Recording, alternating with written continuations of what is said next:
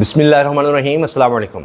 Chief election commissioner Sikandar Sultan Raja खुद को बहुत ताकतवर समझते हैं। वो समझते हैं कि जिस तरह से इलेक्शंस में धांधली हुई और उसके बाद उनको कोई पूछने वाला नहीं है, वो जो मर्जी करते रहेंगे। आगे उनके पास ये भी लालच है कि उनको मजीद एक्सटेंशन मिल सकती है, जिस तरह ये हुकूमत सबको एक्सटेंशन देने के चक्कर में है, काजी फाइसा को भी, सिकंदर सुल्तान राजा को भी। और इसलिए वो समझते हैं कि जी मैं वही करता रहूँगा जो हुकूमत चाहती है। हम सब मिलकर जिस तरह से हमने इलेक्शंस में डाका मारा है, आगे भी हम यही करते रहेंगे और इस तरह से निज़ाम चला लेंगे। लेकिन जनाब उनको बहुत बड़ा धचका लग चुका है, परेशान हैं, झुंझलाहट में हैं, समझ नहीं आ रही क्या करें, क्योंकि तौहीन अदालत वो कर रहे हैं, कर चुके हैं और अब वो भुगतने के लिए तैयार रहें।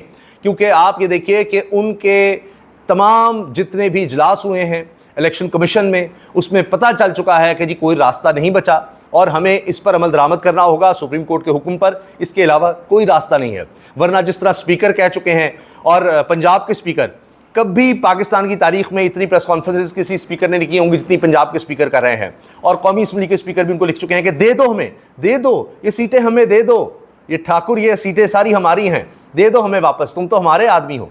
तो वो अभी तक उनको वापस उस तरह से नहीं दे सके, क्योंकि सुप्रीम कोर्ट की तरफ से जो फैसला आया है, बाकिरदार, बाज़मीर, आइन के साथ खड़े होने वाले, कानून का एहतराम करने वाले जजेस की तरफ से, मेजॉरिटी की तरफ से, सुप्रीम कोर्ट की तरफ से, फुल बेंच की तरफ से जो फैसला आया है, जो अब तफसीली फैसला आया है, उसमें जो इन्होंने रूल्स बनाए हुए थे इलेक्शन कमीशन ने अपने 94 रूल 94, जिसके तहत इन्होंने ये बंदरबांट की थी कि जी हम तकसीम करेंगे असम्बली में मखसूस नशिस्तें और जिसको जिस तरह चाहेंगे दे देंगे। वो उन्होंने आर्टिकल वो रूल ही ख़त्म कर दिया है सुप्रीम कोर्ट ने कि ये आइन से मुतसादिम है, ये इलेक्शन एक्ट से मुतसादिम है। अब चीखें निकल रही हैं, इलेक्शन कमीशन फिर कह रहा है जी हम फिर जाएंगे, अब फिर दोबारा सुप्रीम कोर्ट जाएंगे। क्या ज़रूरत है सुप्रीम कोर्ट जाने की? कह दें कि जो करना है कर लो, हम नहीं अमल करते। यही कर रहे हैं ना, क्यों बार बार जा रहे हैं? इनको पता है कि जनाब ये तौहीन अदालत कर रहे हैं और इसका खमियाजा इनको भुगतना पड़ेगा। ये जो मर्जी कर लें, समझते हैं कि जनाब ये कोई फिरौनियत है, यहाँ पर डिक्टेटरशिप है, जो मर्जी करते रहें। अगर मुल्क ने आगे चलना है तो कोई रियासत इस तरह से नहीं चल सकती जिस तरह ये चलाने की कोशिश कर रहे हैं। और इसमें जो बाज़मीर वकला हैं वो भी आएंगे आगे, आप देखिएगा। अभी तो कोशिश हो रही है ना मैनेज करने की वकला को, क्योंकि बड़े फंड्स होते हैं, बड़ा पैसा लगा देंगे, ये कर देंगे, वो कर देंगे। नहीं जनाब, इतना आसान नहीं। अभी दौड़े लगी हुई हैं। अभी बिलावल भुट्टो जरदारी साहब भी गए जनाब, वो सिंध हाईकोर्ट बार जाओ, फलां जाओ, सबकी दौड़े लगी हुई हैं, क्योंकि वो कह रहे हैं कि हम ज़्यादा काम आएंगे आपके, छोड़िए नून लीग को, अगली बारी हमें दीजिए, फिर देखें हम क्या करते हैं। तो जनाब खबर यह है कि इलेक्शन कमीशन फिर कह रहा है कि हम दोबारा सुप्रीम कोर्ट में जाएंगे एक मुतफरिक दरखास्त के, जी हमें मजीद समझा दें ज़रा। अब जो सुप्रीम कोर्ट ने समझाना है ना, वो आप देखिएगा। पहले समझा कर सारा कुछ हो गया, जिस तरह होता है कि बार बार समझाया, इसके बाद जो कुछ होगा तो कोई गिला ना करे कि जी समझाया नहीं था, वजाहत नहीं की थी। हर दफ़ा वजह कर करके बता दिया, सबको पता है, बच्चे को पता है। ये कोई पेचीदगी नहीं आइन और कानून की, सबको पता है जो सुप्रीम कोर्ट कहे उस पर अमल करना होता है, बस सीधी सी बात है। वरना इस मुल्क में फिर जिसका जो दिल आए वो करें, जंगल का कानून बना दें। तो अभी राना सनाउल्लाह साहब की भी तसल्ली कराई है सलमान कुमार राजा ने हामिद मीर साहब के शो में। उन्होंने आइन पढ़ाया है, जब वो कह रहे जी ये नहीं लिखा कि सुप्रीम कोर्ट आइन बनाएगी, लेकिन ये ज़रूर लिखा है कि आइन की इंटरप्रिटेशन सुप्रीम कोर्ट ही करेगी और सुप्रीम कोर्ट जो कहेगी वो करना होगा, तमाम मातहत अदालतों को करना होगा। आर्टिकल 189 सलमान कुमार राजा ने पढ़ा दिया। हामिद मीर साहब बोले उसमें अपने प्रोग्राम में, उन्होंने पढ़कर सुनाया, वो मैं थोड़ा सा क्लिप आपको सुना दूंगा।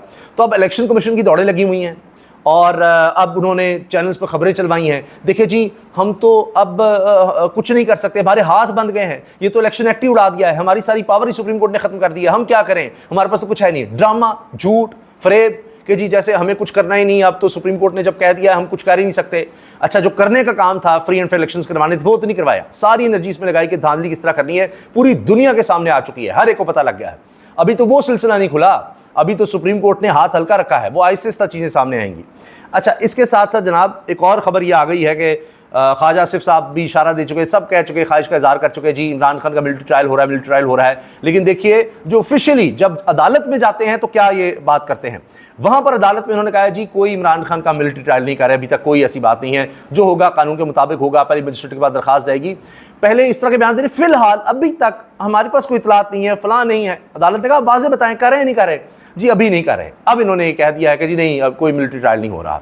ख्वाहिश तो है, कोशिश भी है, चाहत भी है, उसके लिए अब एक प्रोसेस है। यहाँ कौन सा वैसे कोई आइन और कानून के मुताबिक इन्होंने देखना है, जिसका जो दिल कर रहा है वो करता चला जा रहा है। पुलिस कहती है, वो CTD कहती है हमें पता ही नहीं बंदा लापता हो गया है, हम क्या माने, अदालतों की नहीं मान रहे। इससे इतना खौफनाक केओस आना है आगे कि हुकूमत को समझ नहीं आएगी उस वक्त कि ये क्या हो गया, और उस वक्त ये पछताएंगे और फिर कहेंगे नहीं नहीं हमारा मकसद ये तो नहीं था, ये देखिए ना, ये तो नहीं होना चाहिए। तब तक बात कहीं से कहीं निकल गई होगी। जब लोग देखेंगे कि यहाँ कोई आइन कानून रह नहीं गया, अदालतों के फैसलों पर अमल नहीं हो रहा, तो यहाँ तो जो ताकतवर है वही अपने मर्जी से चला दे। जिसका हुकूमत को डर होगा कि पता नहीं क्या कर देंगे, उसके लिए कोई इजाज़त की ज़रूरत नहीं है। वो इस्लामाबाद में जब मर्जी हैं जो मर्जी करें। तहरीक इंसाफ वाले इजाज़त लेकर थक जाएं, वो बार बार कहें कि जी हमें इजाज़त दें, तो उनको कहीं दूर कहीं इजाज़त भी दो तो फिर लोगों को आने भी ना दो। तो आप देखिए इससे माशरे में क्या चीज़ फैलेगी। अभी जमात इस्लामी कह रही है ना कि अब हम एहतजाज ज़रा और तरह का करेंगे, तो फिर अभी लब्बैक वाले भी हैं, वो भी देखिए, तो अभी पता लगेगा इनको कि किस किस तरह से क्या क्या इनके साथ हो सकता है, क्या क्या आगे होगा। अच्छा, अब ये एक और ख़बर, ओ हो जो शुरू में मुझे बात करनी थी, जस्टिस मुनीब अख्तर साहब भी खुलकर मैदान में आ गए हैं। जिस तरह जस्टिस मंसूर अली शाह साहब ने कह दिया कि जी जब तक ये कानून और आइन के मुताबिक जो प्रैक्टिस एंड प्रोसीजर एक्ट था उसके ऊपर अमल दरामद नहीं होता, ये ऑर्डिनेंस क्या है, तो मैं नहीं आऊँगा इस कमेटी में। अब मुनीब अख्तर साहब ने भी कह दिया है, जस्टिस मुनीब अख्तर ने नए ऑर्डिनेंस के तहत तश्कील दी गई जजिस कमेटी की जानिब से बनाए गए किसी भी बेंच में बैठने से इनकार कर दिया है।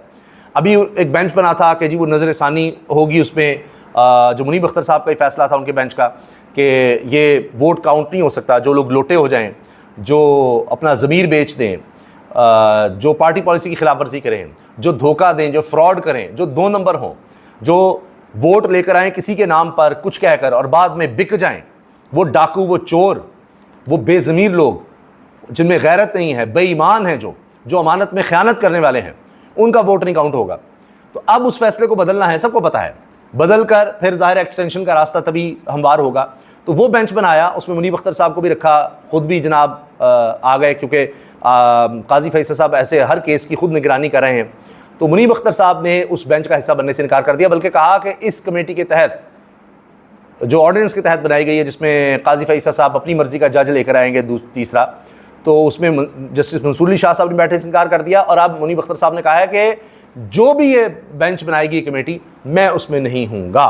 अब काजी साहब को याद होगा, वो कहते थे मैं तो चैम्बर वर्क कर रहा हूँ, मैं नहीं आऊँगा जब तक ये प्रैक्टिस एंड प्रोसीजर कमेटी का फैसला नहीं हो जाता। अब देखिए आप, मुनीब अख्तर साहब भी डट गए हैं और 63A के केस में जस्टिस मुनीब अख्तर समाज से इनकार कर चुके हैं। जब तक जजिस कमेटी पुरानी हालत में बहाल नहीं होती, कमेटी के फैसले पर अमल दरामद नहीं कर सकता। लें जी, ये हो गई कहानी।